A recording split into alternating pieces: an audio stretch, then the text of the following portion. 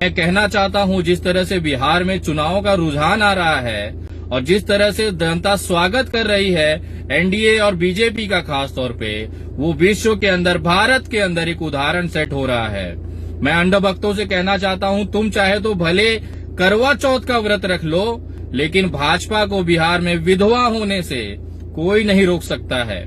जिस तरह से वहां युवाओं का जन सैलाब चल रहा है और भारतीय जनता पार्टी को कुत्ते की तरह भगाया जा रहा है, ये देखकर देश में एक परिवर्तन की लहर तैयार हो रही है, जिसका आगाज बिहार से हो चुका है। मैं आपको कुछ वीडियो दिखाना चाहता हूं, जिसके बाद आपकी तबीयत खुश हो जाएगी कि किस तरह से बिहार की ग्रामीण जनता, जो तामझाम मीडिया से दूर है, सोशल मीडिया से दूर है, सिर्फ एक साधारण से मोबाइल और खुद के ऊपर जो गुजरी है उसको देखते हुए इतनी जागरूक हो चुकी है कि भारतीय जनता पार्टी के लोगों का स्वागत कर रही है। जरा देखिएगा कितनी तबीयत से स्वागत हो रही है।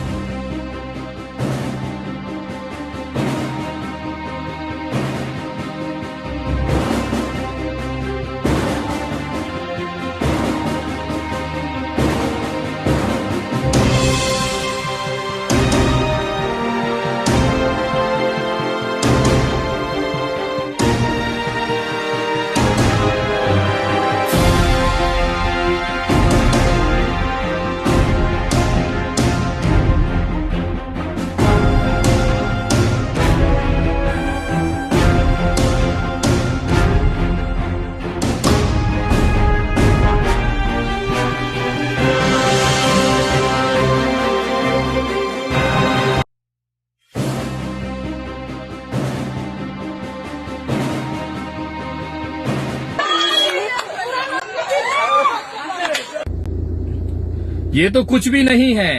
बिहार की जनता तो भाजपा से परेशान थी ही है ही।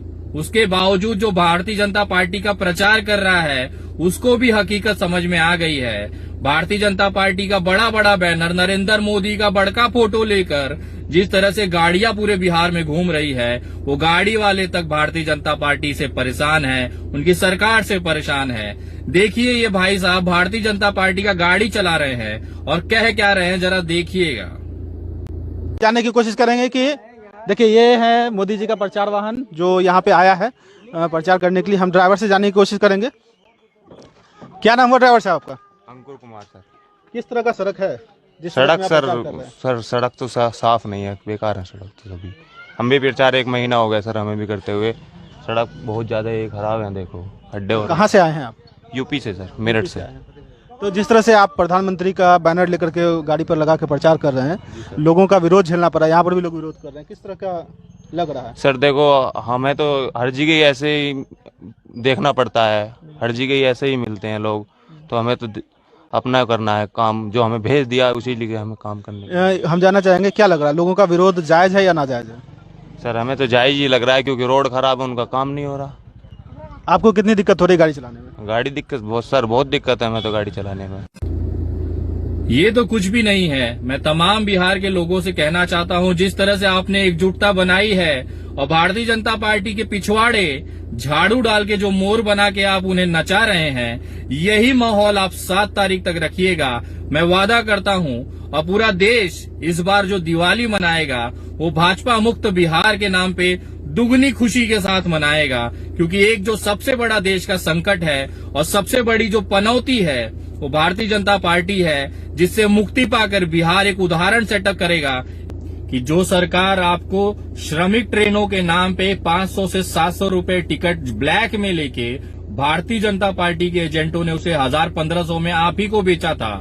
चाहे आप गुजरात से गए, चाहे मुंबई से गए, उन्हें लूटने वाले यही भारतीय जनता पार्टी के लोग थे, जिन्होंने 200 रुपए, 500 रुपए की टिकट को 1000 1500 में लिया था आपसे। ये याद रखिएगा। आप याद रखिएगा कि किस तरह से आपके लोग भूखे मरे थे। 1000 1500 2-2000 किलोमीटर आप पैदल यहाँ से गालियां खाते हुए गए थे, रोते हुए गए थे, उसे याद रखिएगा। लेकिन ये लड़ाई हमारी सिर्फ चुनाव तक नहीं है। चुनाव का परिणाम भले जो आ जाए, लेकिन याद रहेगा ये इतने बड़े हरामखोर हैं, भारतीय जनता पार्टी वाले कि ये किसी भी हद तक जाकर सरकार स्थापित करने की कोशिश करेंगे, सीबीआई लगा देंगे, ईडी लगा देंगे, इनकम टैक्स की रेड करवा देंगे। वो चाहेंगे कि जो विधायक हमारे पास नहीं है वो संख्या जमा की जाए। मैं अब तमाम बिहार के युवाओं से निवेदन करूंगा कि एक आंदोलन उसके लिए भी तैयार रहें। भारतीय जनता पार्टी की संख्या कम होने के बाद अगर वो किसी और पार्टी के विधायकों को खरीदते हैं, जिस तरह से मध्य प्रदेश में देखा और दूसरे राज्यों में कोशिशें जारी हैं, मैं निवेदन करूंगा कि अगर आपके एरिया का विधायक, आपके विधानसभा का अगर विधायक भारतीय जनता पार्टी के साथ जाता है तो उस विधायक को कुत्ता बना दीजिएगा। हजारों की संख्या में उसके घर के बाहर जाके बैठिए और उनको कहना तुमने देश के साथ गद्दारी की है।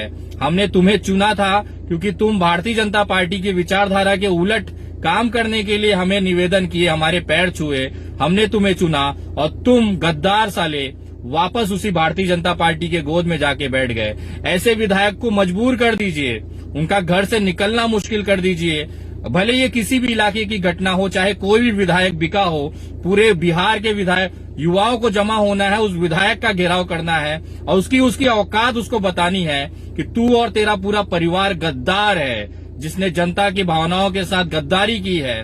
तुझे रिजाइन करना पड़ेगा और उसे इस्तीफा देने के लिए मजबूर करें और उस इतना विश्वास दिलाएं कि वापस उसके खानदान से एक कुत्ता तक विधानसभा या लोकसभा न जा पाए। बहुत दूर की बात है, ग्राम का प्रधानी तक वो न जीत पाई। वो हालत उसकी वहां पे करें ताकि एक उदाहरण बन सके पूरे देश में। जो आए गहरे लोग, 2 कौड़ी के विधायक जो बिक जाते हैं भारतीय जनता पार्टी के लिए और जनता को बेवकूफ बनाते हैं, ऐसे विधायकों को अब इस देश में सहन नहीं किया जाएगा।